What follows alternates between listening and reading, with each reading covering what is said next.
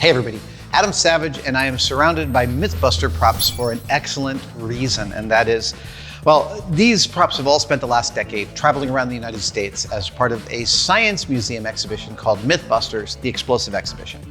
I hope you got a chance to see it because it is no longer, but don't be sad, because now is your chance to own a real piece of MythBusters history. All of these props from the exhibition are being auctioned off by Prop Store to benefit the Grant Imahara STEAM Foundation, and I'm covering some of the highlights.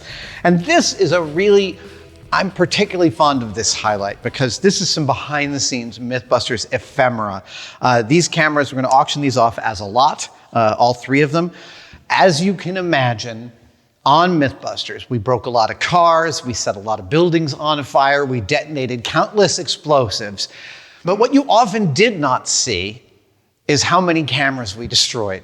And we destroyed hundreds over the decade and a half we were making the show. And here are three of the cameras we destroyed. At the end of production, there was a bin full of burnt, waterlogged cameras. And I just want to walk you through some of the storytelling that is extant on these.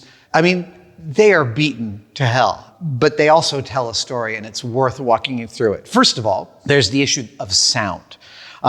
These little Sony Handycams were like our bread and butter cameras for years. They were small and cheap, and we could place them all over the place. In fact, the way we placed them is using this gummy roof tar product called Butyl. Is a kind of a black tar putty. And the way Scott, our lead cameraman, would do it is he'd put, like, let's say you had a car and you needed to put a camera on the dashboard. You can't screw anything to a dashboard. You can't really clamp to it because it's this big kidney-shaped thing.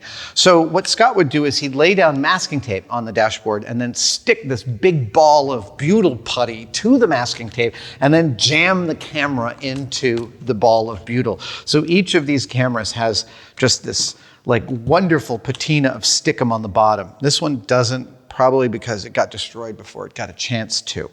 Second of all, there is these gray muffies. These are there because these Sony Handycams had excellent sound for us. As you could imagine, for a sound guy using a radio mic, it can be very difficult to keep continuity of sound when we're like driving cars for a mile up the Alameda runway. There's no way in which for him to keep a perfect constant signal. So we used these Sony Handycams to get some of our best audio from inside of the accidents. Here on this camera, you can specifically see what probably did it in. It's got this carved out part on the front. I don't know whether that meant it got torn off and banged into something. This one has what looks to me like a custom aluminum plate holding it down. So this might have been part of a rig in which we had to like come up with a specific way to get a camera exactly where we wanted it. The cameras also have multiple pieces of colored tape on them. That was part of a procedure that Scott and the camera department worked out. Every set was different. As you could imagine, when you've got 15 cameras covering all aspects of action, just making sure they're all slated with the proper date so that the editorial team knows what the hell they're going to be working with is in and of itself an engineering task. And lastly, one of my favorite aspects of the camera department was the fact that they gave every single camera a name. And these two, the name has been peeled off, but this one is Merle Haggard. I don't know why it's Merle Haggard, but I love that it's Merle Haggard.